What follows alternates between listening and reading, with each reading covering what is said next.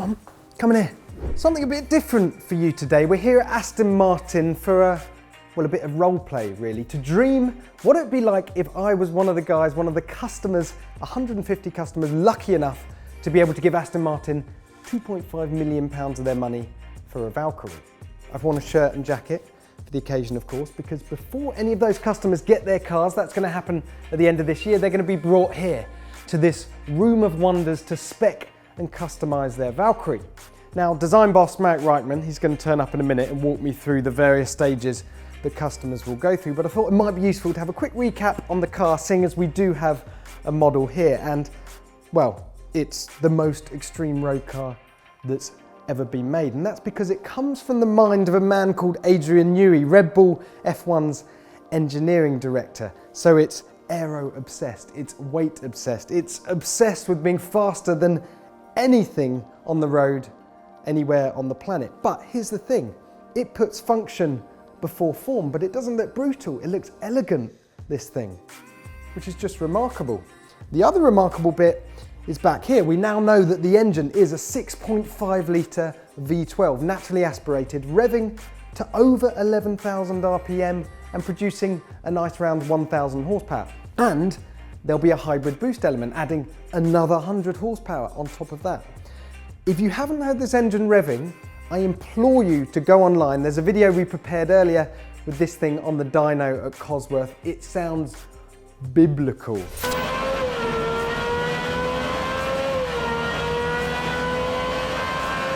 I don't think it's too far to say this is going to be the greatest engine ever fitted to a road car. It's just astonishing. I'm quite excited about this thing. Can you tell? It's a car which has, 1,100 kilos, 1,100 horsepower and 1,800 kilos of downforce. Yep. So some of the materials we can't paint, some of them we don't recommend you paint, but again, anything's possible, graphics are possible on this. There's also a track pack to look at, and you probably haven't seen some of the track pack detailing, and we'll see that online as well, which is very exciting. So I'm sure you're going to change your mind. Of course I am. I'm going to change my mind 100 times. What I'm interested in, how many customers do you think or have come in and just gone, plain as anything? I want to celebrate the shape of the car. I want it in this. Bit of exposed carbon, grey, super simple. Zero. Yeah. Zero. I mean, we've had probably around 30 customers so far. Yeah. Each one has gone through their specification with their unique identity for Valkyrie. And I can guarantee out of the 150, there will not be two cars that are the same. All right then, this is our starting point then. What have you chosen? Yeah, so today I've pulled out for you one of our ultralight paints. It's unique to Valkyrie, one of 3 new colours in the palette that's lightweight, and saves about 700 grams overall on the car. 0.7 of a kilogram. Yeah. That's worth it. It's part of the kind of fastidious attention to weight-saving detail that we're doing here. So I thought that was really interesting for you to see one of these colours, and I've teamed it with some AMR lime accents around the car. So within the wheels on the exterior there, around the clam veins, it really draws attention to those aero surfaces, so you can see the form language of the car. Really nice detail for you. And the E-grip Alcantara on the interior. I've also put it together with a machined titanium wings badge, which is another of the options available. So this isn't the Micron... It's not. Some people like to have a tangible badge. So you can have... a sort of more physical stick-on badge. Still crafted and beautifully polished. To be fair, and still it weighs lightweight. about as much as a piece of paper, so... And that's really beautiful, linking together with the jewellery on the interior, also in machined titanium. I do like it. I like the green, but But it was seeing that colour on the wall. I think you fell in love with the iridescent emerald, didn't you? I did a but little bit, I think it'd be nice to have a twist on that. Yeah. And one of the things we have been investigating is a kind of graduated paint effect. So maybe we could have a play around with the iridescent emerald. I think I might have seen that on your Instagram account. The blue to blue. The blue to blue. Yeah. Can we have a look at the blue to blue? Because then if we sort of refresh... Oh, so there it is. So that's the blue to blue. That looks amazing. Actually, that's the first time I've seen it with the lime accents. Really? And it looks really amazing quite with the good, lime yeah, accents, doesn't it? I think something like a green into silver would be really stunning. Quite a pure cool. silver. And then maybe we could team that with some gold accents. I do like a bit of gold. Yeah, so the I've gotta be gold-plated honest. under lacquer wings badge, Yeah. some gold jewellery on the interior. And we got to be thinking, does the gold go with the green, with the enamel green? Yeah. Perhaps not so much. I think the wings badge would be okay, but if you pick more gold, it's maybe a little bit too much with the lime. Okay. And especially if we then want to get into a track pack, Yes. which you might also be interested in looking at today. Let's try this new one. Let's try this blend Absolutely. with this iridescent emerald to silver. See what happens. Oh, there it is. I think it's important to make something unique as well, and we're really trying to push the customers to all be individual, all be unique, and that's part of the history. There isn't going to be a strong story of everybody picked silver or everybody picked green. Everybody's going to be a part of the history and the story of this car. I've got is it possible to have the green? I think the green could be a bit more saturated, actually. Yeah, could the green sort of go further back? Is in the sort of... Sure it could, yeah. The sort of fading point, if you like, is nearer the rear three quarters than and the middle. perhaps be a little bit darker as well. Yeah. A little bit more saturated, so you've got more contrast between the green to silver. That would be getting into stunning. this role with the demanding customer. More green this way, please. And can we? And then we'll add the gold badges on later. Ooh, this is looking good. There are details that we would also discuss now, like the Zerkatech finishes around the rear. On the visual there, we've got the black exhaust muffler, but you could also have silver. Okay. And that might link quite well, actually, with your... It's got to be black. You want to go black? Yeah, the sort of stealth exhausts. I've never been a fan of the exhaust sort of being blingy and jewelry. I think they sort of... So we'll stay dark. Yeah, they serve a purpose. They should be fairly stealth. Yeah. And as a next step, we'll probably flick through the wheel choices as well, because we've got a standard wheel in aluminium, a designer's honeycomb wheel kind of choice, also machined aluminium, which you can diamond turn and do lots of different things with. And then we have a magnesium wheel, lightweight, and onto that magnesium wheel, you can put the aero disc in carbon. So there's kind of four main choices. Can I have two? Can you have a honeycomb wheel for the week and a carbon disc for the weekend? Yeah, you can have two engines if you wish. You know, you can do what you like. I think I'll make do with one for now. Okay. It'd be nice to see it maybe in the designer's honeycomb wheels, actually. Yeah. Because let's try honeycomb. Quite sophisticated in a way with the green. Ooh. Did the honeycomb have to have the green highlights? No, it could just be diamond turned or pure black.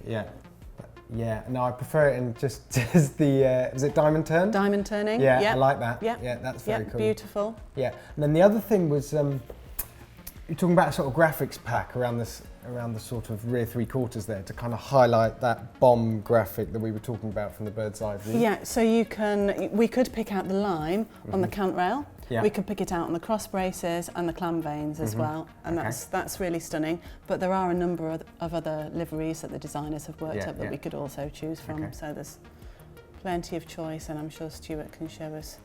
And you can add or take away. You know, you don't have to take the full pack as it stands. I mean, that's pretty stunning as well. Yeah.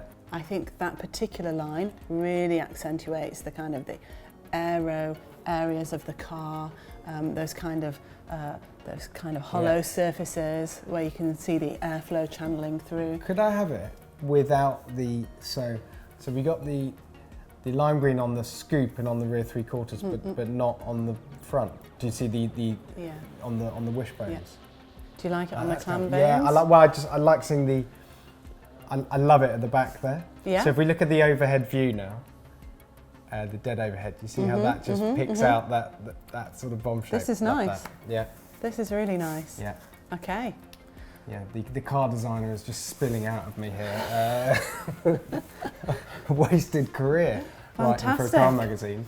I think at this point it's nice to have a little look in the interior as well. Yep. Let's do that. So now you can see the harness choice in lime, linking nicely back to the exterior. We've got the e-grip on the seats. Yeah. And then as Stuart moves around the interior, I think it shows at the moment the titanium jewellery that I spoke about before. I think if we put the gold in now, it's probably too much. Could you have a gold? You could have a gold badge on the nose and the rest titanium. Yeah, I'd go like that. Yeah, I quite like that. It's almost like a sort of a single, like a gold watch, just a sort of one piece of jewellery on the front. Yeah, so this, I like the interior. What other options have we got on here? I suppose we got the checkerboard. You can have the checkerboard carbon on the dash, or you could keep it to plain 2x2 twill. We've also got the Makume. I do like the Makume. Yeah, we could bring the Makume in. Yeah. So the Makume is on the steering wheel, on the switch pack in between the seats, and on the exterior, it is in the headlamp scoop and on the clam vanes. Yeah. Give me maximum Makume. Maximum Makume, absolutely. So it's a real celebration of carbon having the Makume, isn't it? I'm just fascinated. Sort of this, carbon is layers. Yes. But you end up with sort of wood grain, don't you? But it's almost like it's smaller, but it's more detailed than. It's very very fine layers, isn't it? Fine, yeah. But normally I wouldn't recommend the checkerboard carbon and the Makume carbon in one interior because I think they're kind of contrasting styles. Checkerboard's really great for a kind of sporty interior, sporty theme, but the Makume is a little bit more sort of sophisticated. They kind of, it's one or the other. I'd go for the Makume, I think. Stunning. It's looking good, isn't it? Would you like to spec a track? Yeah. A track car? I would. I mean, I haven't entirely decided whether I want my car to be standard or a track pack. I'm weighing up the benefits of it being 15mm. Well, with the track pack, it's a whole new set of body panels, and it might take a couple of days to have those fitted. You would take it to a specialist in your region, and you'd have so the those track pack is an changed. option. So I would own those panels. You'd own those and panels. I could swap them when I wanted. Absolutely, just for the track. Yeah, I you will can have have a a new track set of wheels, the aero disc, the whole new kit of body panels. Yes. And that's why your interior must work with both scenarios because it's the same chassis. Yeah, of course. It's just the exterior panels. Yeah. So we did prepare a track pack scheme for you. Look at this. With the colours that you sent in mind. So we had a look at Mariana Blue with Ming Blue accents. So we've done a livery scheme specifically for the track pack in Ming Blue, and again it works well with the AMR lime detailing. So you've got that real nice marriage between your road car and your track car, but they're totally different characters. Again, different wheels, of course. So this is fascinating. You're effectively getting two looks. Is the track pack still legal on the road? No. It's not? No. So this is only for my very exclusive track days that I attend? Yeah, and that's why people often go really crazy and really wild with their track schemes and have something far less kind of polarising for their road car. I've kind of done the opposite. You've created two different stories, two different totally. Cars, two different stories. You've got two different stories, totally. I love the blue. I do really like it, actually. Maybe we did a good job on this one. Yeah, maybe. Yeah. Wow, maybe it's first time. And those wheels, those time. are the aero carbon wheels. These are the aero disc wheels. Looks amazing. Yeah. So this is our sort of nod to the Top Gear logo, isn't it? That blue in the cog and the black on the background. And you get graphics on there like the 001, and you can have the AMR text and logos on there. And the front clam you see is totally different. It's, as Marek was saying, much lower to the ground. It's much more exaggerated. Wow. Yeah. Yeah, no, stunning. Totally I'm different. pleased with that. Yeah. Let's lock and load. I'm ready to go. With the hard design work done, the next step was to don the virtual reality headset, explore my exquisite creations in 3D, and make a tit out of myself in front of Aston Martin's senior design team. Speaking of which, I feel like I'm about to get my exam results here. What do you think? Did you have fun? Oh, I had so much fun. I entirely forgot the camera was running and got so into it. I think at one point I did truly believe this was my car, and now I'm realising it isn't. But anyway, what do you reckon? Awesome. Actually, I was watching and looking over the shoulder for the last part and started to get very excited myself, particularly where you went from putting the jewellery in titanium versus the gold on the inside, because I think this is a fabulous combination. And just that iridescent colour coming through to the spirit silver, it's just awesome. I almost feel like it gives the car a bit of speed as it's standing still, almost like the speed is kind of washing the paint off at the back. And so you're getting, to your bomb graphic that you've now highlighted, Yes. and you're getting that in its probably in its best graphic form, because you're going from the silver through to the coated materials and the raw carbon, and then at the front you've got a little bit of history in a way, because you're coming back to a green, but it's a Yes. very, very lively green. What Yes. about the wheels? You don't think I should have gone bolder with the sort of green highlights on the honeycomb wheels? No, I think again the honeycomb, they are quite complicated wheels, and I think they deserve to be left as relatively subtle. Yeah. And you're not therefore taking your eye away from the body colour or the form language of the body onto the wheels, so they're blending in beautifully. So I think, yeah, I'll give you an 11 out of 10 actually. So it's pretty cool. Yes, that's what I was aiming for. Okay, brilliant. Well, very I'm much. sorry you can't actually pick the car up though.